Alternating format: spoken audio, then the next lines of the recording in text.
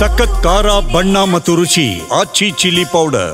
DCM DK Shivakumar ಕಳೆದ ಒಂದು ವಾರದ ಅಂತರದಲ್ಲಿ 2 ಬಾರಿ ದೆಹಲಿಗೆ ಹೋಗಿ ಬಂದರು. ಆದರೆ ಹೈಕಮಾಂಡ್ ನಾಯಕರ ಭೇಟಿ ಆಗೋದಕ್ಕೆ ಅವ್ರಿಗೆ ಅವಕಾಶ ಸಿಗಲಿಲ್ಲ. ಈ ವಿಚಾರವಾಗಿ ಭಾವುಕರಾಗಿ ಮಾತಾಡಿದ್ದಾರೆ. ದೆಹಲಿಯಲ್ಲಿ ಹೈಕಮಾಂಡ್ ಭೇಟಿಗೆ ಸಿಗದ ಅವಕಾಶ ಭಾವುಕರಾದ್ರ ಡಿಸಿಎಂ ಡಿಕೆ ಶಿವಕುಮಾರ್.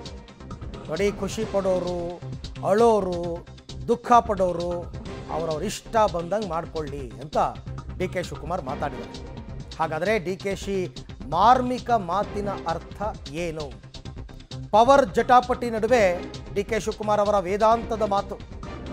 ದೆಹಲಿನಲ್ಲಿ ಯಾವಾಗ ಹೈಕಮಾಂಡಿಗೆ ಭೇಟಿಗೆ ಅವಕಾಶ ಸಿಗಲಿಲ್ಲ, ಕೆಲವರು ಖುಷಿ ಪಟ್ಟಿದ್ದಾರೆ, ಕೆಲವರು ದುಃಖ ಪಟ್ಟಿದ್ದಾರೆ, ಕೆಲವರು ಅಳ್ತಾರೆ, ಅವರವ್ರ ಇಷ್ಟ ಬಂದಂಗೆ ಮಾಡ್ಕೊಳ್ಳಿ, ನಾನು ಆಹಾರ ಆಗ್ತಾ ಇದ್ದೀನಿ ಈ ವಿಚಾರದಲ್ಲಿ ಅಂತಕ್ಕಂಥದ್ದು ಅವರ ಮಾತು. ಇಲ್ಲಿಗೋದ್ರೂ ಕೂಡ ಹೈಕಮಾಂಡ್ ನಾಯಕರನ್ನು ಭೇಟಿ ಮಾಡಬೇಕು, ಸಾಕಷ್ಟು ಪ್ರಯತ್ನಗಳು ಆಗ್ತಿದ್ದಾವೆ ಅಂತ ಹೇಳ್ತಿದ್ದಾರೆ. ಯಾಕೆ ಸರ್, ಒಂದ್ ಕಡೆ ಬಿಜೆಪಿಯವರು ನಿಮ್ಮ ಪಕ್ಷದ ವಿಚಾರಕ್ಕೆ ಸಂಬಂಧಪಟ್ಟಂಗೆ ವ್ಯಂಗ್ಯವನ್ನು ಮಾಡ್ತಿದ್ದಾರೆ.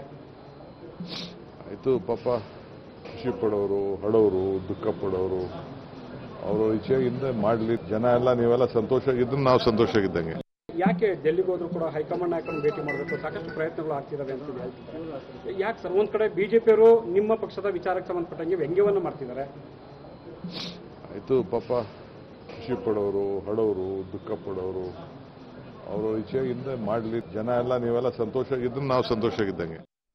ಈ ಬಗ್ಗೆ ಮತ್ತಷ್ಟು ಮಾಹಿತಿ ನನ್ನ ಕೊಲೀಗ್ ರವೀಶ್ ಅವರಿಂದ ಪಡ್ಕೊಳ್ಳೋಣ. ರವೀಶ್, ಅವರ ಮಾತಿನಲ್ಲಿ ನೋವಿತ್ತ, ವ್ಯಂಗ್ಯ ಇತ್ತ, ಭಾವುಕರಾಗಿದ್ರ, ಅಥವಾ ನಿಜಕ್ಕೂ ರಾಹುಲ್ ಗಾಂಧಿ ಅವ್ರನ್ನ ಭೇಟಿ ಆಗಲಿಲ್ಲ ಅಂತಕ್ಕಂಥದ್ದನ್ನು ತುಂಬ ಮನಸ್ಸಿಗೆ ಹಚ್ಕೊಂಡಿದ್ದಾರಾ, ಹೇಗೆ ಅಂತ?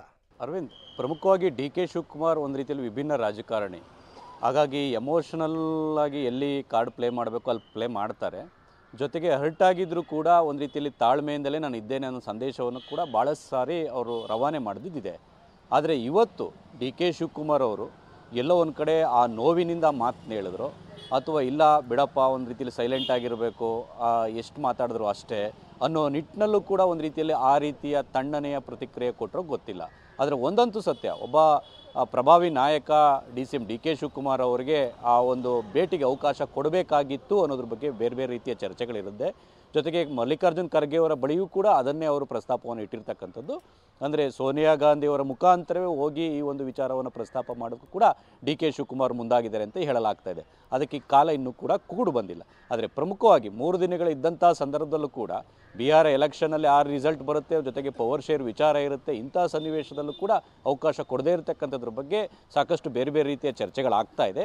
ಹಾಗಾಗಿಯೇ ಡಿ ಕೆ ಶಿವಕುಮಾರ್ ಅವರು ಒಂದು ರೀತಿಯಲ್ಲಿ ಸೂಚ್ಯವಾಗಿ ಯಾರಿಗೆ ತಲುಪಬೇಕೋ ಅವ್ರಿಗೆ ತಲುಪುತ್ತೆ ಅನ್ನೋ ನಿಟ್ಟಿನಲ್ಲಿ ಈ ಮಾತನ್ನು ಹೇಳಿದರೂ ಏನೋ ಗೊತ್ತಿಲ್ಲ. ಅಂದರೆ ಖುಷಿ ಪಡೋರು ಇದ್ದಾರೆ, ಒಂದು ರೀತಿಯಲ್ಲಿ ದುಃಖ ಪಡೋರು ಇದ್ದಾರೆ. ಯಾಕೆಂದರೆ ಅವರ ಬೆಂಬಲಿಗರು ಇಲ್ಲ ಸಿಗಬೇಕಾಗಿತ್ತು ಅಂತ ಒಂದು ರೀತಿಯಲ್ಲಿ ದುಃಖ ಪಡೋರು ಕೂಡ ಇದ್ದಾರೆ. ಜೊತೆಗೆ ಎಲ್ಲ ಒಂದು ಕಡೆ ಇಲ್ಲ ಈ ಸಾರಿ ಸಿಗ್ತಾ ಇಲ್ಲ ಅಂತಲೂ ಕೂಡ ಖುಷಿ ಪಡೋರು ಕೂಡ ಇದ್ದಾರೆ. ಯಾಕಂದರೆ ರಾಜಕಾರಣ ಅಂದಮೇಲೆ ಇದ್ದೇ ಇರುತ್ತೆ.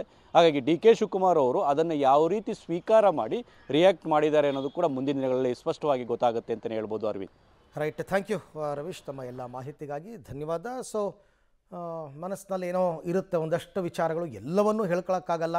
ಹಾಗಾಗಿ ಕೆಲವೊಂದು ವಿಚಾರಗಳು ಇಷ್ಟು ಮಾತ್ರ ವಿಚಾರ ಮಾತನಾಡಿ ತಮ್ಮ ಬೇಸರವನ್ನು ಹೊರಹಾಕಿದ್ದಾರೆ.